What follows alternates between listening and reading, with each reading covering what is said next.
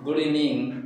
आज का हमारा टॉपिक है, जैसा कि हम मेवाड़ के स्वर्णिम इतिहास के बारे में एक नज़र डालते हैं, तो मेवाड़ का एक चित्तौड़गढ़ दुर्ग ऐसा है जहां पर तीन प्रमुख साके हुए, और हम इसमें पढ़ेंगे कि तीन युद्ध में जो तीनों साके हुए उसमें केसरिया और जौहर किसने किया और किस किस के मध्य ये युद्ध हुआ।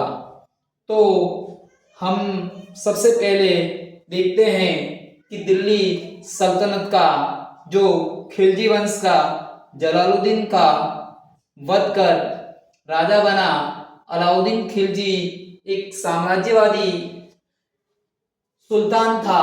तो उसने 1302 में राजा बने और 1303 ईस्वी में उसने मेवाड़ पर आक्रमण किया, और उस समय रावल रतन सिंह मेवाड़ का राजा था और गोरा और बादल रानी पद्मिनी के अंकल और भतीजा एक योग्य सेनापति थे, और इन्होंने बड़ी चतुराई और कूटनीति से युद्ध लड़ा। और कहा जाता है कि इस युद्ध में बड़ी वीरतापूर्वक लड़ते हुए केसरिया, गोरा और बादल ने किया था। तो एग्जाम में प्रश्न आता है कि चित्तौड़गढ़ का प्रथम शाखा हुआ उसमें केसरिया किस किस ने किया। तो गोरा एवं बादल ने केसरिया किया। और जौहर किसने किया?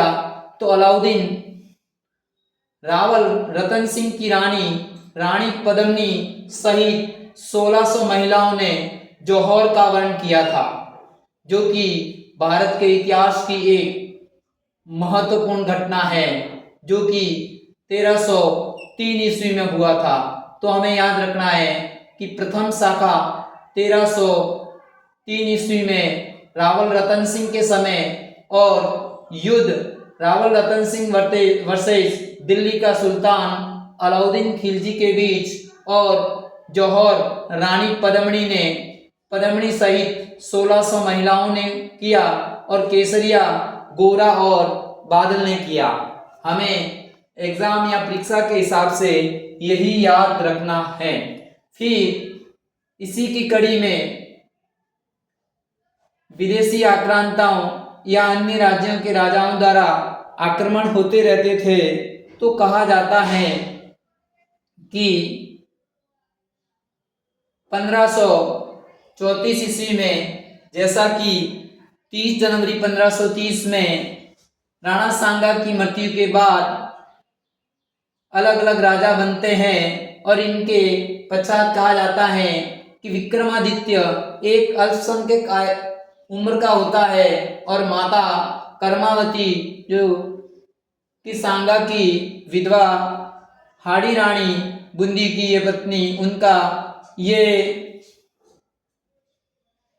राजा बनता है। और उधर मालवा का मुस्लिम शासक बहादुर शाह आक्रमण कर लेता है, और कहा जाता है कि उस समय दिल्ली का बादशाह हुमायूं को राखी भेजी थी, लेकिन ऐसा कहा जाता है कि हुमायूं ने इस युद्ध में मदद नहीं की। तो इस युद्ध में वीरतापूर्वक लड़ते हुए बाघ सिंह केसरिया किया, जो कि देवलिया इसका उपनाम है। वर्तमान प्रतापगढ़ जिले से एक सामंत बाघ सिंह ने केसरिया किया, और जौहर रानी कर्मावती ने किया। तो दूसरे शाखे में कि दूसरा शाखा कब हुआ? तो 1534 ईस्वी में हुआ। उस समय राजा कौन था? तो विक्रमादित्य, और संरक्षिका रानी कर्मावती। तो जौहर किसने किया? रानी कर्मावती ने किया। केसरिया देवलिया और प्रतापगढ़ के बाघ सिंह ने किया था। ये हमें याद रखना है। कई बार एग्जाम में बाघ सिंह है, जौहर में रानी कर्मावती का आ चुका है प्रश्न, और बार बार एग्जाम में किसी न किसी एग्जाम में यह आता है। इसी के कड़ी में मेवाड़ का तीसरा शाखा एवं महत्वपूर्ण 1567 से 68, जैसा कि दिल्ली पर मुगल बादशाह उस समय अकबर का शासन था, और उसने राजपूताना के राज्य को साम्राज्यवादी नीति के तहत अधिकार करने के लिए 1567-68 में मेवाड़ पर युद्ध किया। उस समय मेवाड़ का महाराणा उदय सिंह मेवाड़ था, जिनकी राजधानी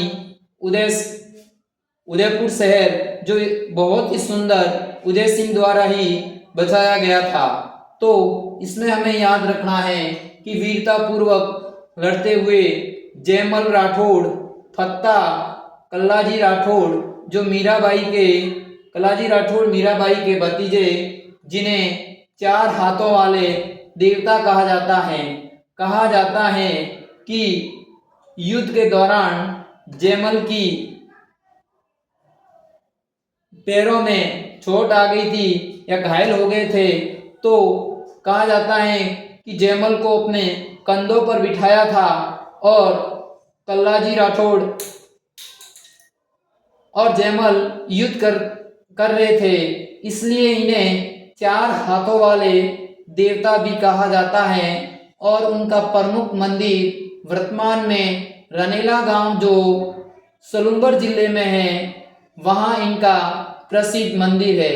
तो याद रखना, संस्कृति के हिसाब से राजस्थान की कला संस्कृति में 4 हाथों वाले देवता कल्लाजी राठौड़ को इसीलिए कहते हैं। तो याद रखना है कि तीसरे साके में केसरिया जयमल राठौड़, फत्ता सिसोदिया, कल्लाजी राठौड़, जो मीराबाई के भतीजे थे, और इसमें जौहर करने वाली फूल कुंवर, जो कि फत्ता सिसोदिया की पत्नी थी और जयमल की बहन थी। तो इस प्रकार मेवाड़ के इतिहास में चित्तौड़गढ़ दुर्ग के 3 प्रमुख ये शाखे हुए हैं। मैं आशा करता हूँ ये जानकारी आपको अच्छी लगी होगी, और प्लीज़ आप ज़्यादा से ज़्यादा श्री उमेद स्टडी पॉइंट, जो कि लॉन्ग वीडियो हैं, और जैसा कि विदित है कि शॉर्ट वीडियो के रूप में शिविका स्टडी पॉइंट में मैंने बहुत सारे शॉर्ट वीडियो अपलोड किए हैं, और रीट, RS और जेल प्रहरी जो एग्ज़ाम हुए उसमें कम से कम राजस्थान से संबंधित 75 से 80% प्रश्न उसी शॉर्ट वीडियो से, और कुछ अभी मैंने जैसे लॉन्ग वीडियो, जैसे मैंने मेवाड़ का इतिहास और जोधपुर राज्य का इतिहास पढ़ा दिया है, और अभी बीकानेर राज्य का इतिहास चल रहा है। तो प्लीज़ दोनों चैनलों को शेयर और सब्सक्राइब करें, और ज़्यादा से ज़्यादा इनका आने वाले एग्ज़ाम में आप फायदा लें। जय हिंद, जय भारत।